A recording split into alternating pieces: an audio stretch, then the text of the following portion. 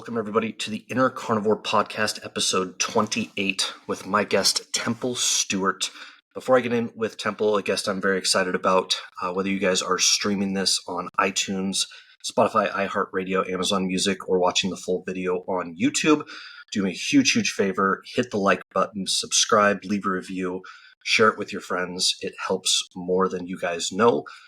And jumping right in, how are you, Temple? Yeah, I'm doing really good. Thanks for having me on. This is going to be fun. Yes, I'm super excited. And for people that don't know or don't follow Temple on social media, she's the ketogenic nutritionist. The ketogenic nutritionist. That's it. And she is a registered dietitian, which for anybody who has followed any of my stuff are one of the fields that I like to make fun of the most. So it's always super exciting for me to get a dietitian that does not think the same way as everybody else. But before we get into that, I know you actually have a great personal story. So how did you end up where you are now and the views you have on food and way of eating? Yeah, totally. So I grew up in the deep South in Mississippi. So anybody who knows anything about Southern food, it's very rich, tastes delicious, but not always super beneficial to our health. So I grew up like the chubby kid. I always grew up, bigger than my peers. I likely would have had some sort of prediabetes, childhood issues had I had been tested. But so that was kind of my childhood. And, I think I masked a lot of that because I was an athlete. So I played Division I soccer. I was constantly doing sports. And so I think what could have turned into a really big issue was masked because I was just so extremely active. So I didn't really think anything was wrong other than I was just carrying some extra weight until college. And in college was when I started to really have issues with my cycle. So I would skip, 6, 7 months, 8 months. And then when I'd finally have a cycle, it would just be super dysregulated or I'd feel terrible. I had a lot of mood issues, kind of all the normal PCOS signs. And so I, went to the nurse practitioner there at the college and they were like, oh, no, nothing's wrong. You probably just over exercise. Here's birth control, which is so typical. And so I went on for a couple more years after that. I didn't really know what I was getting into when I was studying nutrition in college, which is kind of laughable now, but I was just doing it because I thought, food is cool and I would like to learn more about it. And so even then, while I was studying nutrition, I was making some changes, but they were all really what the guidelines say. I was eating more whole grains. I was doing kind of more complex carbohydrates and I was still overweight. And so I kept doing my nutrition thing and I ended up, finishing out college and then getting my internship at a VA hospital. And this was really when things hit the fan for me. So I had just gotten married. I was still struggling with my cycle and I was gaining weight and I was just getting more and more frustrated because here I am studying dietetics to be a dietitian and I'm overweight and I'm an imposter. And so I finally went to the OBGYN and that's when I got my first PCOS diagnosis. You're good. I'm going to pause you real quick. I got to put a new show on. Be right back. I have little kids, so you're good. All right. That used to stress me out so much when I first started. I'd be like, oh my gosh, like the kids. And then I'm like, okay, I'm not even going to be able to do this if I don't. No, and people have kids and totally my kids have done the same thing. Come in here screaming. So totally cool. I'll just start with when I went to the VA. Okay. Cool. So then I got I did my residency as a dietitian at the VA. And like I was saying, that's when stuff really hit the fan. So I was gaining weight. I was trying to follow all these things I'd learned as a dietitian. I even had like a stint of being plant-based. I was just getting worse and worse and worse. My symptoms were not going away. And so I went to the OBGYN. That's when I got my PCOS diagnosis. And, I was told what everyone's told when they get a PCOS diagnosis: birth control, metformin, spironolactone. You're never going to get pregnant. Come back when you want to get started with Clomid and IVF and IUIs, all the things.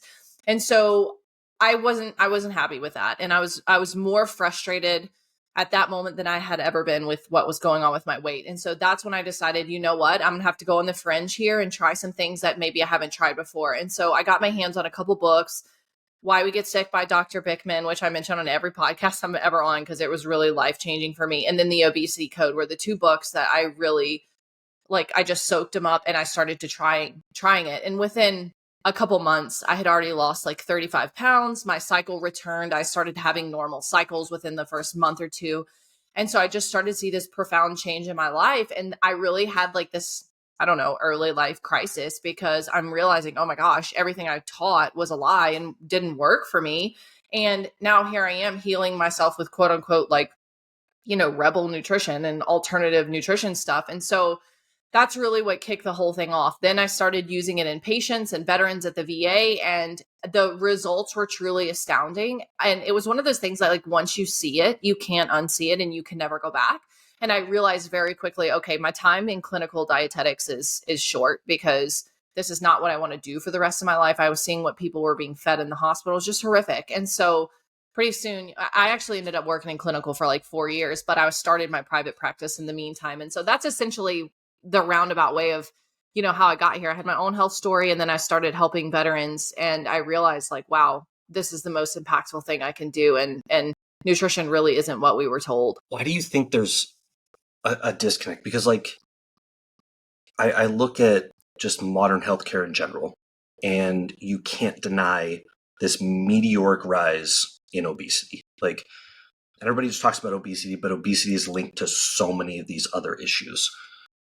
And you just see this, like, crazy drastic rise since the 60s. Like, the 60s, we were just, like, landing on the moon, and you had, like technology just wasn't there. And now we have all this technology. We have more research than we've ever done. We know more about the human body than we've ever known.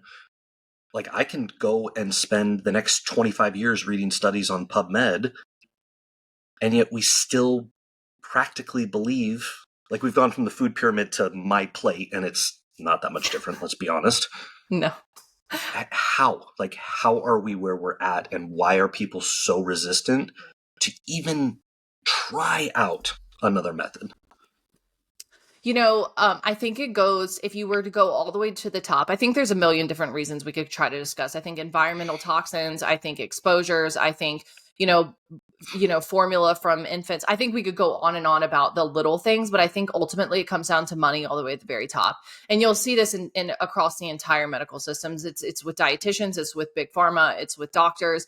The incentives to get people healthy aren't there. And we've created this system based off of sick people, and obesity breeds sickness. It's just a fact. And in chronic disease, and all of this is a moneymaker. Cancer is a moneymaker. All of these things lead to big profits for big people. And so I think if you were to go all the way to the top, I think we lost our way originally, which I'm not dogging agriculture and processed foods and stuff like that, because I understand to some degree we need that to keep people alive. But I think that's probably where some of this stuff started is, okay, we're making food fake.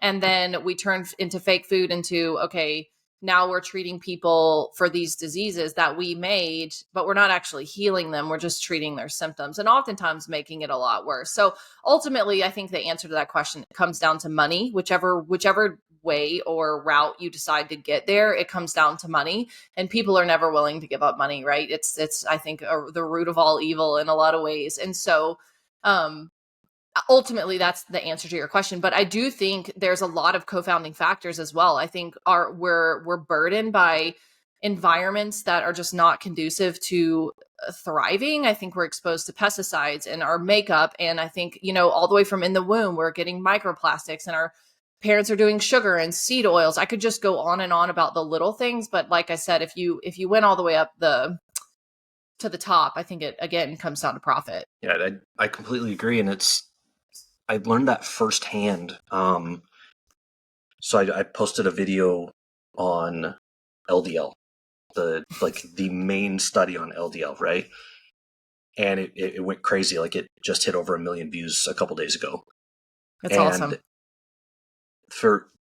If anybody's listening to my channel, they've seen the video. But the conflict of interest statement is what I brought up, and it's just riddled with big pharma companies.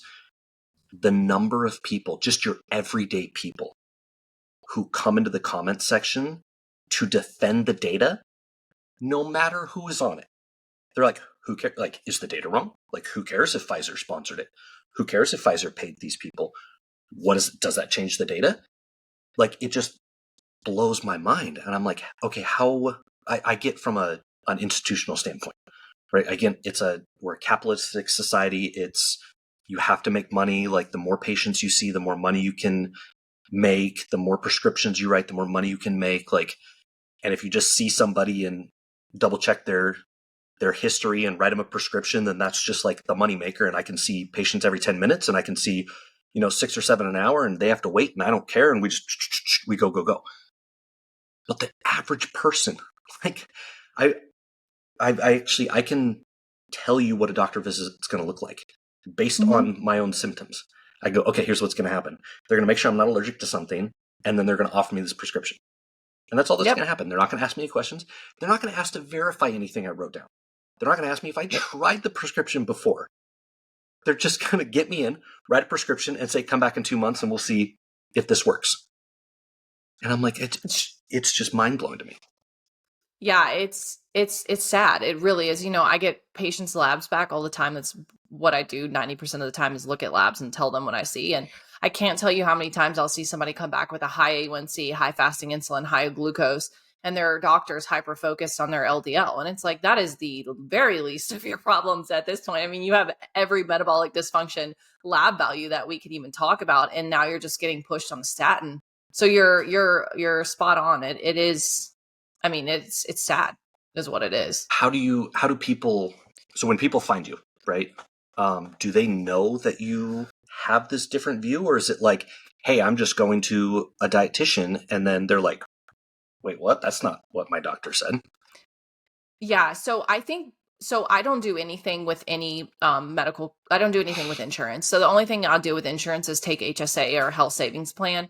I don't bill insurance. I don't deal with physicians. I don't do any of it anymore because I got so tired of the red tape and having to kind of fall under this umbrella of the nutrition information I was given. And so I think everyone who finds me knows that, number one, most dietitians, 9 out of 10 that you ask, in most cases, maybe 10 out of 10 that you would ask on the street, dietitians are going to say, oh no, you can't do keto or carnivore. Like that's not going to be safe long-term. So I think initially when people find out that I'm a registered dietitian, they already know, okay, well, if she's saying anything about keto, then she's probably broke the mold in terms of mainstream nutrition, which I'm totally fine with. At first I was really nervous about this and I fought a lot of pushback from other dietitians, but the results, they really speak for themselves. So I will gladly be the shield in front of my patients and clients and take those kind of arrows for people because what we're doing is not working. The medical system is not working. Now the new thing is, these weight loss injections, which I'm not saying are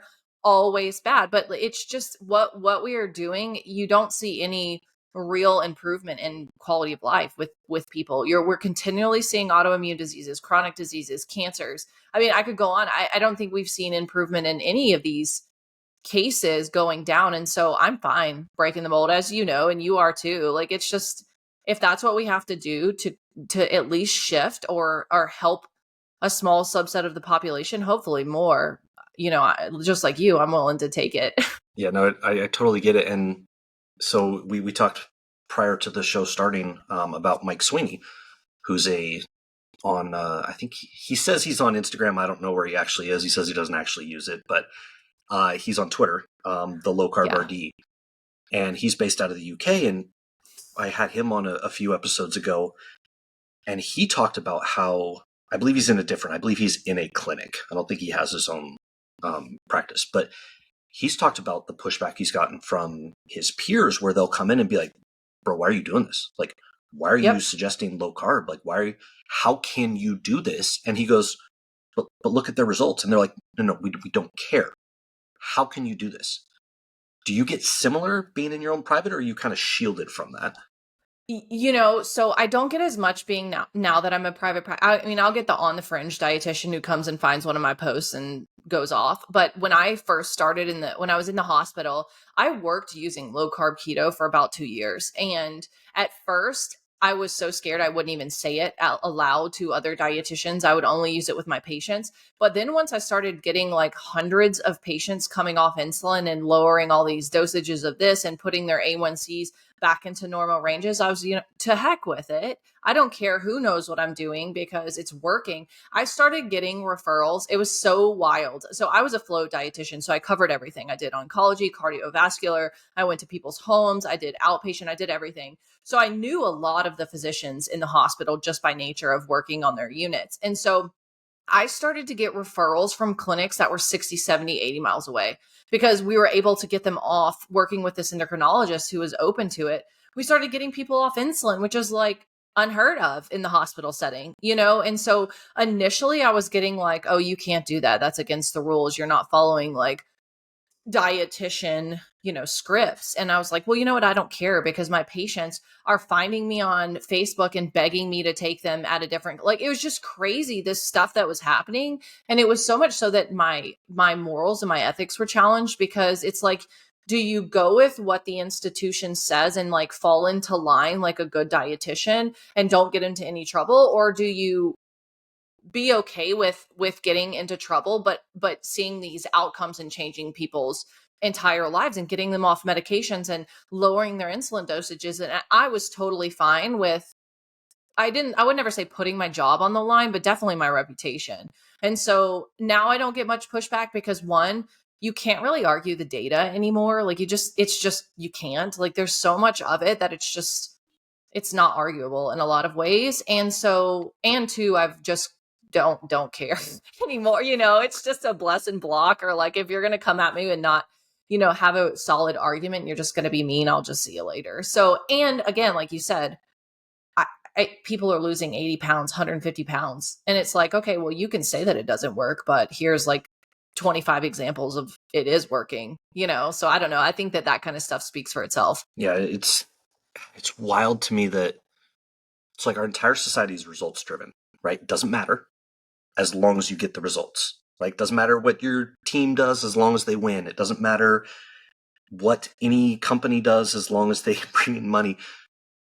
But health, that's like, no, like that's not. And I have a bunch of theories. I could go red pill like crazy and until the the dawn of time on it. I like it. But I have this sense that it's like, so people always bring up the argument when you talk about how like we evolved or created, whichever way you want to slice it, of what our life expectancy was back then, right? Like, oh, well, we've eaten meat forever. I'll use meat as an example. They're like, yeah, our life expectancy was 28 years old, bro. I'm like, okay, well, first of all, let's take out the fact that everybody just died from infections. Like, you could treat an infection.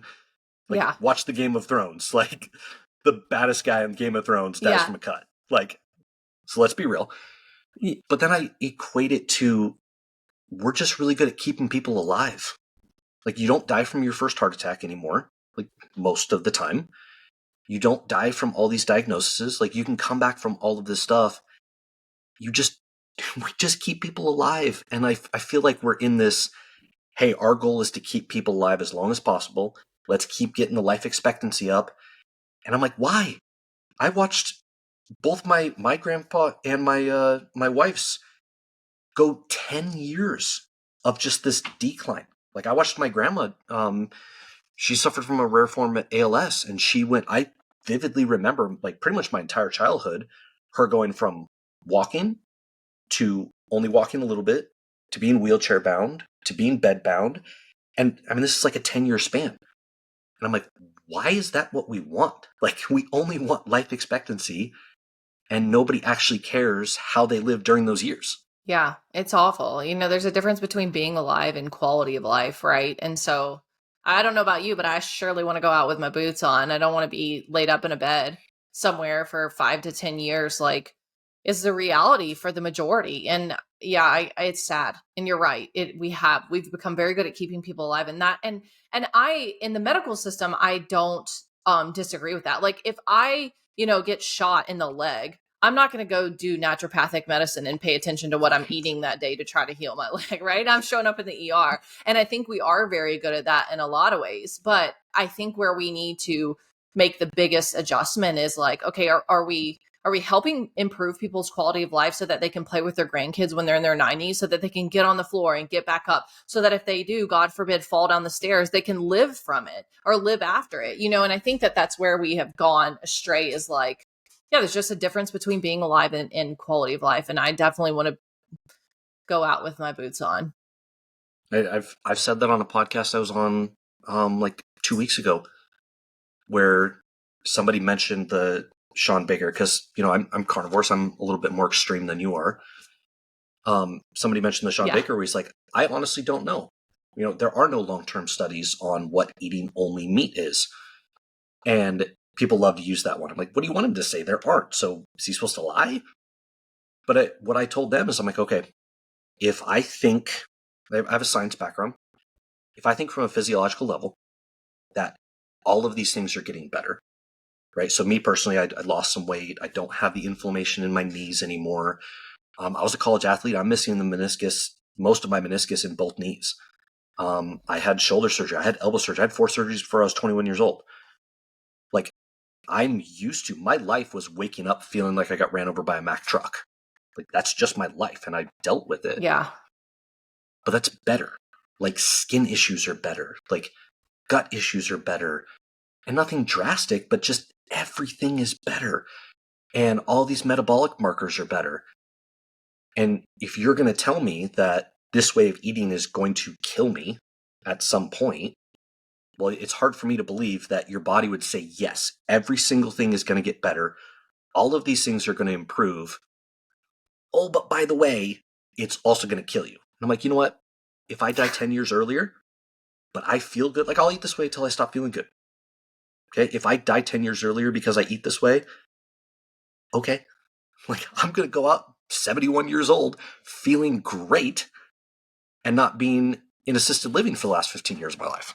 Yeah, totally. And I think you that's a great way to say it, is like your body's saying yes and all these markers are saying yes. So yeah, I think people get really hung up on like the longevity studies and things like that. And I just don't think it's worth it, especially if you're unwilling to kind of take the blinders off and look at what's happening right now. I think that's where people get really tripped up, is in some of that stuff. But I couldn't agree more. Like, that's what I'm saying. I would rather go out that way, and 10 out of 10 times. Yeah, 100%. And so the latest thing that I have, if you don't know my story, I kind of like got going on Twitter. Like, Twitter was my best platform for a long time, and most of it was fighting with vegans. Yeah.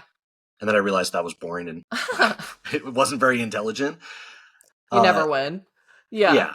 And so I've kind of shifted, and my focus lately has been on how we view obesity. And most of it's built around, like, is the energy balance model of obesity, is that correct, right? Like, is that the best way we should look at it?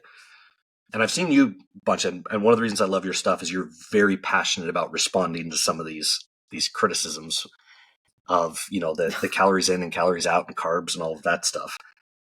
But I can't help but feel, because the way our medical system is, that people just don't go to the doctor anymore. Or if they do, they don't really, they're not going to get advice, right? So then they go to social media. And then we have these dietitians and these PhDs in nutrition telling you this stuff. And then you have 100,000 online trainers parodying the exact same thing. And I'm like, okay. So I'm just going to ask you as a dietitian, why are dietitians so obsessed with eating carbs? Oh, man. Well, I would say with carbs and calories in versus calories out. And the ultimate answer is because that's the way we were taught. I mean, that's what we were taught, is this energy in, energy out model.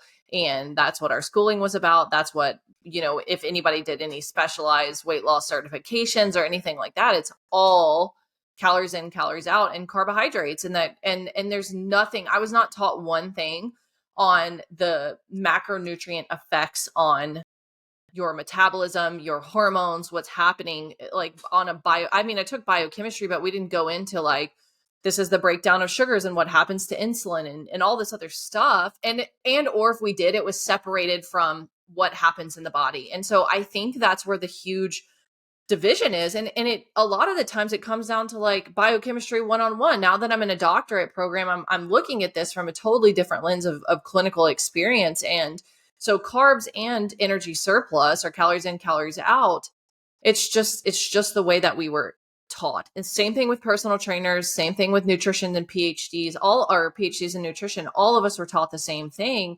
And this outdated model that just isn't true. And you have people like Dr. Bickman and emerging researchers that are talking about this not being correct, and how a fat cell grows and what are the things you need and all this kind of stuff that debunks it. And also, 9 times out of 10, when I get a client, and I'm sure you're the same way, they've tried calories in, calories out, and it was an epic fail. The body is just not, the hormones that respond to low calorie diets, you will never beat, ever. I don't, hormones are always going to win the battle. It's just too hard. And so anyway, I don't want to go on a rant on that, but ultimately it comes down to, like, that's the way that we were taught, including personal trainers. And I've had some of the most damage done to my pre-diabetes and diabetes clients that have sought personal or nutrition advice from personal trainers, because they just think, oh, everybody has this massive amount of muscle mass, they can handle as many carbs as 300, 250. And that is just not the case. If the individual is not insulin sensitive, you are going to jack them up quickly. And so, yeah, anyway, I'm ranting about that, but ultimately it comes down to, that's what the textbooks say. That's what the and I had my personal training certification. That was the exact same thing I was taught.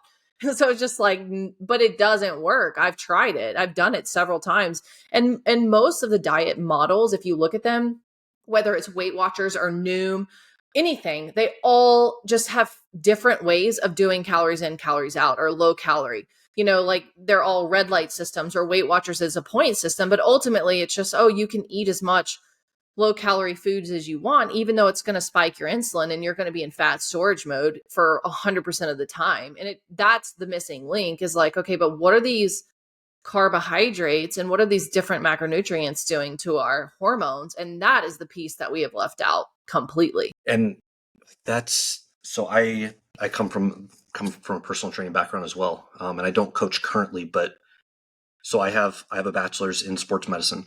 And then I got a master's. It's a master's of science, but it wasn't in anything health related.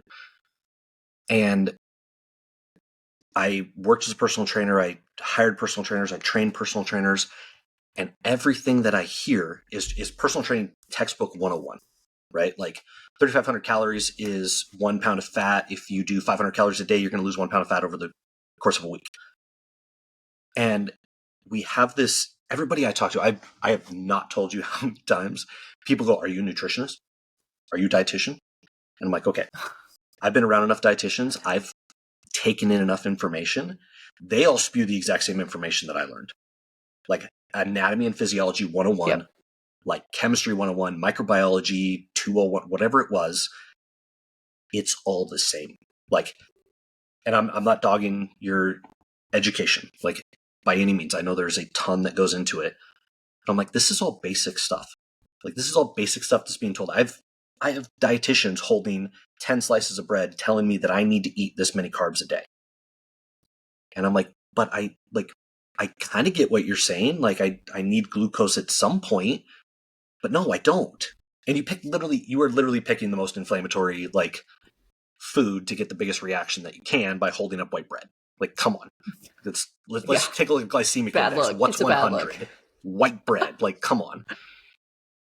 And so it's like, it's mind blowing to me because it's just over and over. And one thing that I think you illustrated that I've actually realized that I don't think we talk about is everybody talks about how to lose weight.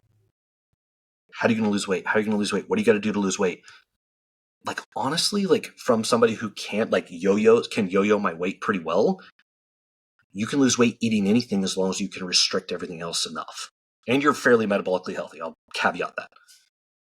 Yeah. And so you have all these trainers who can do that. Yeah, I could probably eat 1,500 calories from sugar right now and lose weight if I didn't do anything and I exercised and I did all this stuff. But the average person can't. And nobody addresses why we got fat in the first place, which that's the part that I've realized is missing, and what I am trying to help get the word out is nobody addresses that, which is funny because it's the energy balance model of obesity. So, from a registered dietitian, what is causing everybody to get fat? Like, what is the mechanism that's going on? Yeah, so ultimately, I think if I could say, like, the number one thing would be dysregulated hormones. And that can come from a vast amount of things. Like I mentioned earlier, environmental toxins, we know phthalates, we know microplastics. We're starting to see all this research come about the things we're exposed to on the daily through food as well. But I would say the number one thing that dysregulates hormones is people's lifestyles and what they're eating. So this constant influx of carbohydrates, this constant influx of simple sugars, all of this makes you super insulin resistant. It messes with leptin, it messes with ghrelin, it messes with your GLP-1 hormone, it messes with everything. And so you're constantly just in this state of fat storage, and you're never needing to tap into this fat cell to use energy because you're always in an energy surplus. And let's be honest, the vast majority of people just don't have the muscle mass that we want, and so you see that as well, is people are just don't have a lot of lean muscle mass, and they're constantly bombarded with food and trash food. And so their hormones are so dysregulated. People's thyroids will often slow down in the presence of insulin resistance as well. And so now you've just got this completely dysfunctional body that is not in a place to use fat as fuel, and it's completely in storage mode. And so that individual, no matter what they do, and I do think to some degree energy deficits will help with insulin sensitivity. We know that. The problem is extreme energy deficits are not sustainable, because eventually your BMR slows down, or your metabolic rate, and then your body starts kicking out hormones like ghrelin that tell you to eat. And so it's just this constant state of starvation, binging, getting bigger and bigger, and then ruining your metabolic rate over time. And we also know that stressful state increases cortisol, which then works on lean muscle. And so you just get into this vicious cycle of everything being so dysregulated that you can't come out on top, and your body is it's just like, I don't know, it's just not working well in any way. And so that's when you're starting to see, okay, no, now this person's going to get an autoimmune disease, and now their CRP and inflammatory markers are going really high because everything's just kind of this dumpster fire, put very simply, and nothing is working optimally or as it should. And then people say, okay, well, I'll just go on an energy deficit, or I'll go really low calorie to lose weight. And yeah, it may work for a week or a couple months, and then you bounce right back to where you were plus some, because now you've ruined your hormones even more. And so that's a long-winded way of saying it. But again, I think that's the biggest problem. I think people don't have enough lean muscle mass. I think we're far too sedentary. I think we eat way too much carbohydrates. I don't think we eat near enough protein. And then lastly, I do think that there's a big piece. And I would say in the next 5 to 10 years, I think this is going to be in the top 3 things that we're looking at. I do think that there's a lot of environmental exposures that we're not aware of, and I'm not saying that's top. I think definitely diet and lifestyle, but it is pretty horrifying when you start to look at, microplastics in the placenta, and children, urinating glyphosate, and things that we just don't know the implications of long-term. But some of that's starting to come to light in terms of type 2 diabetes and PCOS and autoimmune and obesity. I think that that's going to be a major role as well of, we're just being exposed to things that we've never been exposed to in human history. So we don't know the detrimental effects of that long term. That's a really frustrating one for me. So, like I said, I've kind of honed in on the personal training aspect, like the online trainers, because these people have 800,000 followers, 1 million followers, and I'm seeing all of these accounts, and I'm like, my gosh. And so like one I got into a little while ago was about the dose makes the poison, right? My favorite. And I'm like, okay, like it was basically, making fun of Saladino and Eddie Abu for saying don't eat this because it's laced with stuff. And it's the dose makes the poison. Yeah. I'm like, okay, well, if we actually look at what poison is, everybody likes to use the generic definition, which is if you eat too much, you're going to die, right? You drink too much water, you're going to die. It's a poison. I'm like, well, in biochemistry, it also means toxic chemical. And so like I did this video and I'm like, it's ridiculous. And then I actually had Roundup as a prop. And I was like, why is this in our food? That's what we should be questioning. And the response, like this is an account with 100,000 followers. The response was to compare how much coffee you would have to drink to get a toxic response to how much food with glyphosate you would have to eat. And you're like, you're more likely to die from coffee. And I'm like, why are we okay with this? Why are we okay with the fact that Roundup is in your food? Like, at some point, we have to have something where it's like, I don't care what the dosage is. Why? Why is it there? 100%. And unfortunately, I think who's going to pay the biggest burden to this is going to be our children. I think we've only scratched the surface with what's going on. If we don't start changing things ASAP, especially in this country, I think our kids are really going to suffer, and our grandkids are really, really going to suffer. But yeah, in response to what you're saying about whoever responded, and I probably could take a pretty educated guess on that one, but it is bizarre. It's like, well, is that what you're going to settle for then? Like, is that just the end road for us? Is that we're going to be okay with this, even though it doesn't have to be this way? And again, I think the research on this is truly only scratching the surface. I think if we had more money, which there's very little incentive to do that, especially for the people that fund a lot of this stuff, I think we would quickly be changing things when we realize the detrimental effects of some of the, I mean, we live in Phoenix. This is like one of the most like toxic air pollution cities in the entire country because we're surrounded by the mountains and in this valley, and it just sits here. It's like the worst, And so I don't know. It's a mess. It's a mess. And I will predict that this is going to be one of the biggest topics in the coming years, because we've all had that client, right? I've had the client that's doing everything right. I get an oats test on them and I'm like, holy smokes, like what is going on? You live by a golf course, you're right next to the power plant, and you helped farm with your dad when you were younger and you were spraying glyphosate, and it's like, oh, no wonder you can't lose weight even though you're eating high protein meat-based diet. So it's just, I don't know what to do about that. Again, we've got to do something though pretty soon because it's getting worse. Yeah, and I think it starts with information, and you have people out there who are going, and this is like the other one is, I don't know how many times I will see, like the response to question, like comments, right? Or somebody asks a question and they put the question or comment up and they do a video on it. And I don't know how many I've seen where it's like, oh, you're eating 1,200 calories, but you're not losing weight. Well, that's because you're not actually eating 1,200 calories. And it's like, I've been there. Like, and every personal trainer who's ever had a client has had a client that says, I am doing this. They look you and they will swear on their soul, I am eating exactly what I'm telling you I'm eating. I am doing exactly what I'm doing, and I am not losing weight. And I'm not going to tell them. And that's why I have a problem with calories in, calories out, because it's a fallback. It's a retrospective description of what happened. It's not even really a description. It's kind of a summary.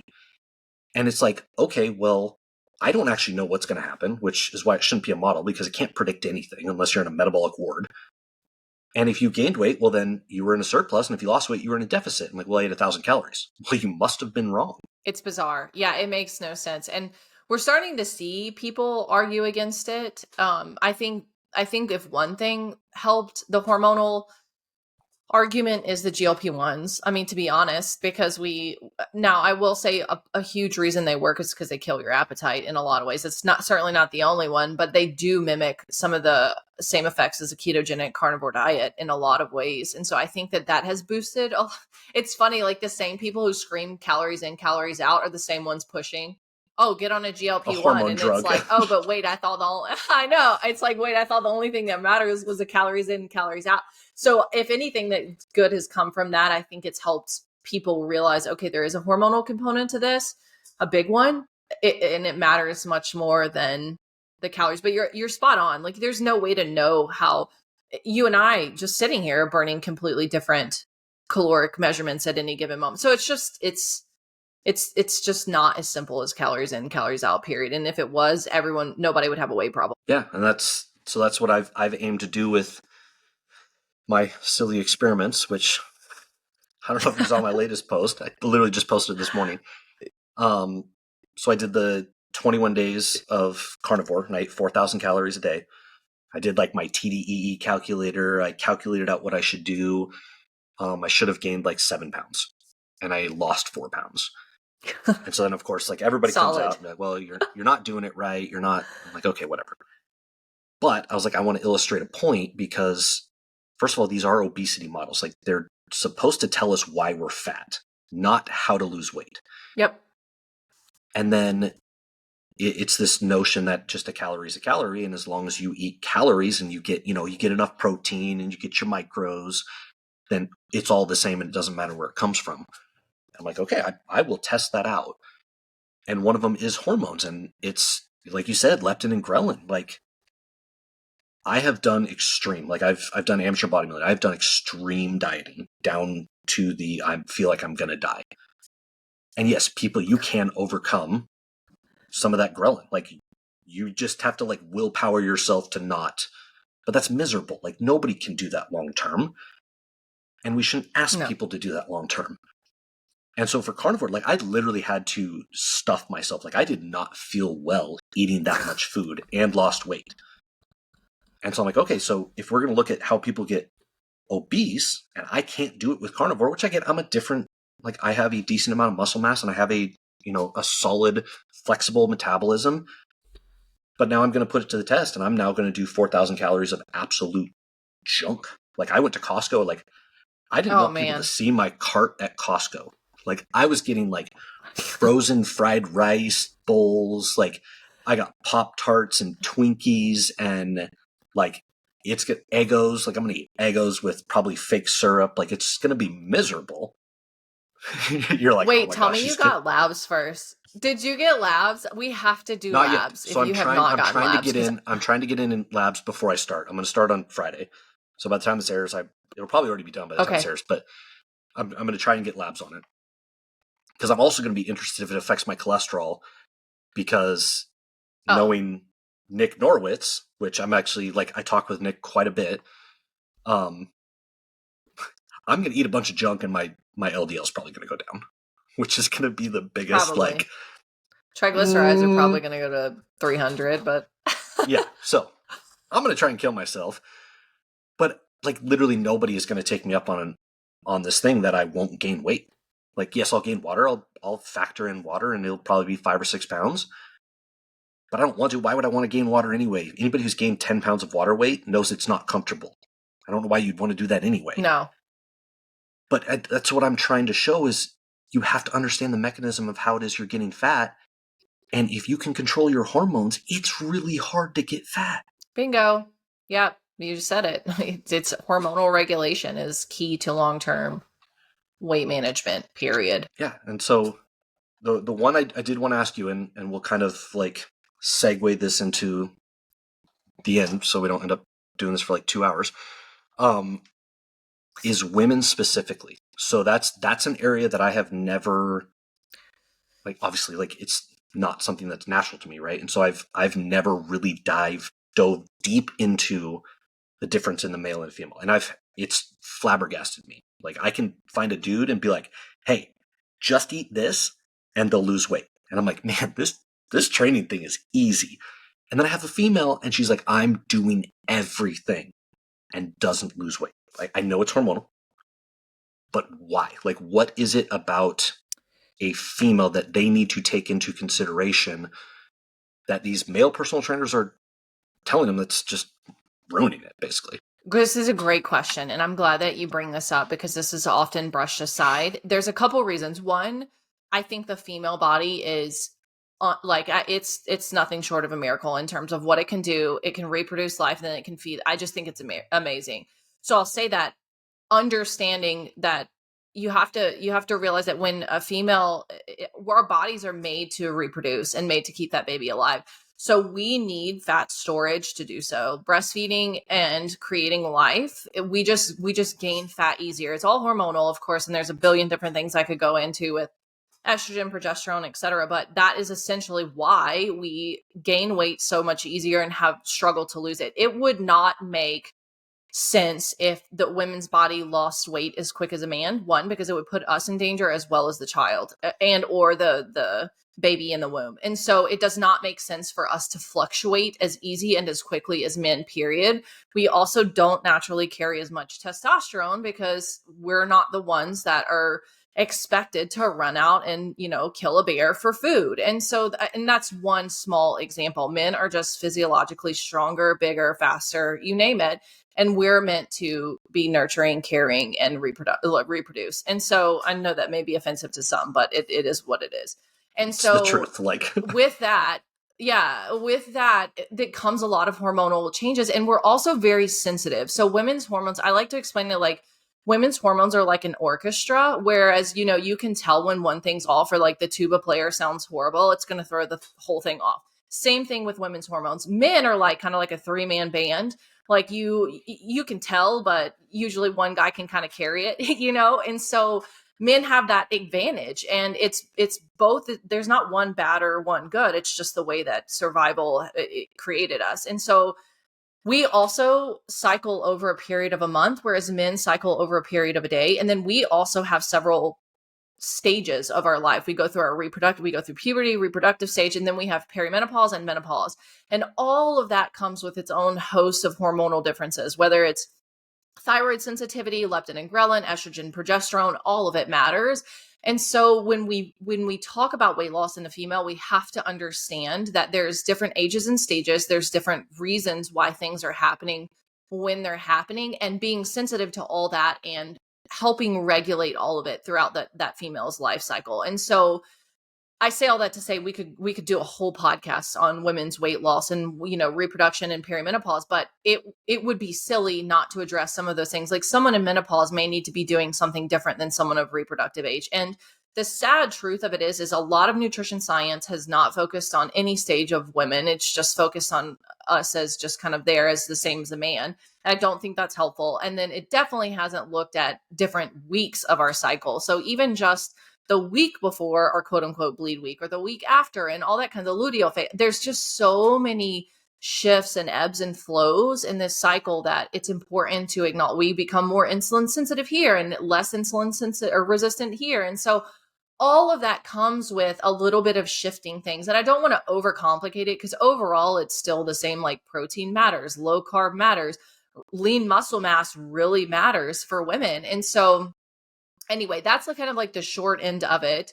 But I think when you look at the different stages, like women in menopause can typically handle a lot more fasting than women of reproductive age. It typically takes women in menopause a lot more to gain muscle mass than it does of women of reproductive age. And so those are just some of the small examples of the things we look at when I'm counseling someone of, okay, like this is what's happening, this is why it's happening, and this is what we need to do in this time to maximize that fat loss. And then also setting realistic expectations. That's another thing. I think women want to get this super lean muscle or super lean body, and it's like, at what cost? Because the likelihood of you losing your period is pretty high. And you've been in bodybuilding, so you know exactly what I'm talking about. Most of that for women, it's just not sustainable long term. They start seeing horrific side effects, hair loss, all of it. Thyroid starts to slow down, etc. And so anyway, I don't know if that answered your question, but that's kind of the reasoning behind why we look at women a little bit differently than men. And it really just comes down to biology and comes down to kind of what our body was naturally made to do. And I think it's incredible. And I think carrying a child and feeding a child with your body is like one of the most amazing things you could ever do. It's truly a miracle, you know? And so, yeah, that would be my answer to that question. No, that's great. And it's because like it's difficult. I don't talk to too many experts that have the view on female, because as a guy, it is hard, right? Like it's hard for me. I cannot relate to somebody who can't lose weight. Like that's really hard for me to do, because I can also yo-yo. Like this is why I'm not really worried about going on this, you know, eating crap for 3 weeks, which a ton of people are. They're like, oh my gosh, don't do it. It's going to wreck you. And I'm like, yeah, but like, you got to understand that I'm probably going to feel like shit for a couple weeks, and I'm going to get pudgy and I'm going to get puffy. And then I'm going to go, okay, like I'm good. And then in 3 weeks, 2 weeks, I'll probably be back to exactly where I am right now. Back to normal. People want to kill me, right? They're like, oh my gosh, you don't. I'm like, yeah, I don't understand. I cannot, like, I can like go through, like I can talk about insulin and ghrelin and leptin and, you know, that kind of stuff. And I can read out of a textbook, but I don't have the same. And I can't put myself in those shoes. So I love hearing that perspective, because so often the message is just the same, right? Like just eat less, move more, control your portions, don't cut out your favorite foods, like blah, blah, blah, blah, blah. And I'm like, okay. So going into that, and the food thing is, I have an analogy I want to run by you and see what you think. What are, for a female specifically, what are the foods that are going to disrupt hormones the most? Oh, good question. So absolutely anything high glycemic. So like you mentioned, white bread, agave nectar, anything that's going to spike your blood sugar fast and quick is always going to mess with insulin and leptin and ghrelin.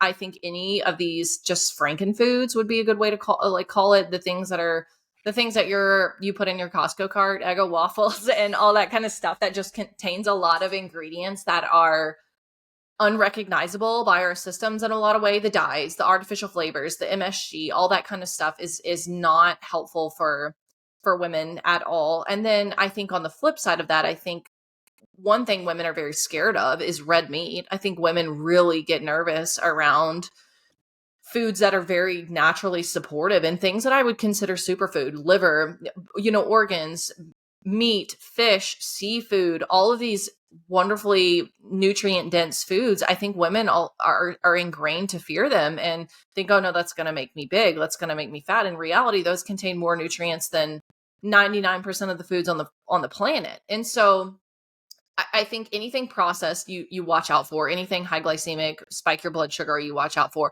And then just anything fake. We have done an incredible job in this country creating food that is just shouldn't be labeled food. It's just a bunch of chemical laden sludge. And that's kind of a rash way to put it, but it's true. And thinking that your body is going to run well feeding it that kind of junk it's just not. It's never going to work. And so lean into those nutrient dense, meat, animal proteins, animal products, fish, all that kind of stuff, and you'll see how much better you can feel. So what is your take on fat, especially animal fat? Because I've heard this from a couple different animal fat and hormones. Well, animal fat, cholesterol is the backbone of hormones, period. And that's not arguable. It's definitive. We know that.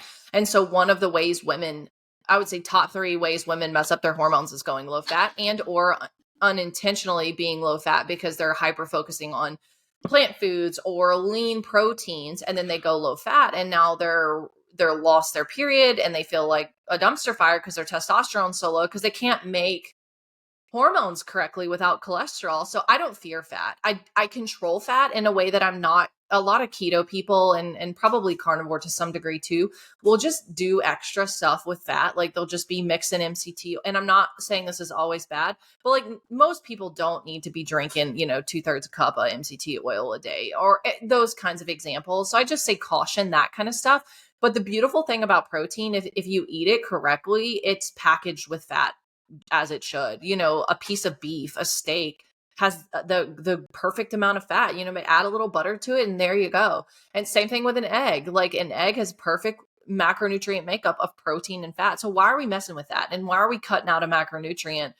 That's the backbone of women's hormones. And so a lot of times I'll get clients that have just done low fat for years and years and years because by default, lowering fat makes it lower calorie. And I don't want to throw us back to that calories in, calories out conversation, but when you go low fat, you're going to be low calorie because fat is 9 calories per gram. And so it naturally makes you low calorie. And so I think that that's where a lot of people mess up. So I'm very pro fat. I'm very pro protein. I eat ketovore, ketogenic because I like vegetables. And so, but my base, and I think the most important macronutrients are protein first, fat comes packaged naturally with that. You can't live without protein. You can live without carbohydrates. You can't live without protein. And I think to some degree you could make the argument you're not going to live very long and or a well quality life without much fat as well. Yeah, that's the biggest one. I'll get, especially women who are like, especially the dietitian ones, like, because I picked on a couple dietitians for the bread skit, and they'll come in and be like, okay, but that's not applicable for women. Women need carbs. And I'm like, well, respectfully, they don't. Like, yes, there are different, things to worry about, but fat's a huge one. And it very much is like, that's almost like my wife's the same way. And I'm trying to get her past this, but she'll cut the fat off and not eat it. Like it grosses her out. And I'm like, yep. Yeah. And one hormone I didn't mention earlier when we were talking about women, and I think that fat plays into this because again, it's the backbone of hormones, is I think women have gotten away. There's a huge cortisol problem. And this is very trendy on social media. So I want to address it. I think there's a cortisol problem because we are doing the most when in reality, our bodies are not built the same as men. I don't think in a lot of ways we're meant for this 9 to 5 hustle and grind type of everyday living. And I think trying to be a mom, trying to be full-time employed, going to medical school, all these things. And I am preaching to the choir here because I do the same thing in a lot of ways, but I think that that's also created a bit of a cortisol epidemic. And so you see a lot of these people argue for carbohydrates for women because they're in this kind of high stress, high cortisol, dysregulated state. And I don't think the answer is carbohydrates. I think a lot of times the answer is pulling back on this hustle culture that we're trying to participate in as women, and our hormones just don't agree with it. It doesn't align. We shift naturally through an entire month. And I think the biggest argument I see about this is like, oh, women need carbs. And it's like, we don't, if we would not do like everything else that we're trying to do all at once. And so anyway, I wanted to throw that in there because cortisol is so trendy on social media, but all the things I see to like address it are just kind of bizarre. And a lot of it really just comes down to like, okay, are you sleeping? Are you stressed? And are you doing too much? Are you saying yes too often? Are you working a job that you hate and then coming home and trying to take care of your kids at the same time? So I don't know. I say all that. That was kind of a random toss in there, but cortisol is matters, and fat matters to that hormone as well. Because when you're underfed and or undernourished, you're going to have cortisol issues too. That's perfect. And at the risk of this taking forever, like I said, this has been awesome. When you agreed to come on here, I was like, yes, because I love that perspective. Like, because I feel like I can talk about weight loss and men and our insulin and like, just don't do this. Like, and it's easy, right? Like, for all the female listeners, I'm sorry. I will admit it is much easier. So to have, I've had, like I had Mike on, who's a male RD, and I had a naturopathic doctor on, and all of these things. And so it's hard to get that perspective because a lot of the dietitians we see, especially the ones that are female, are out there saying, eat carbs with every meal. You have to eat carbs. Carbs is the most important thing. Carb, carb, carb, carb, carb. And nobody wants to listen to me when I tell a female that they're wrong about their own body. So. Yeah, totally. I get it. So where can people find you? What social media platforms are you on? I know you do a ton. So I will try to tag you in all the ones that this posts on, but where can people find you to get more information? Yeah, totally. So I am on every platform: Instagram, TikTok, Spotify, Apple Podcasts, the whole gamut, at the.ketogenic.nutritionist. So find me there. My name is Temple Stewart. You can also search that. I'll show up there as well. And then I would just encourage anyone, if y'all have questions or whatever else, please don't hesitate to reach out. I try to interact with as many people on social media as I can. And this was super fun. Thank you for having me on. Yes, absolutely. Everybody go give her a follow. Not only a ton of information, also very entertaining. I can see it in your face when you get just a little bit on certain ones, and I'm like, yes, more of that. Like, I feel like too many people are just like, how it feels. And I'm like, yeah. So I love it. Yeah, thank you everybody for tuning in. Go give Temple a follow, the Ketogenic Nutritionist. And thank you everybody for tuning in. Like, subscribe, share, and we'll see you guys next time.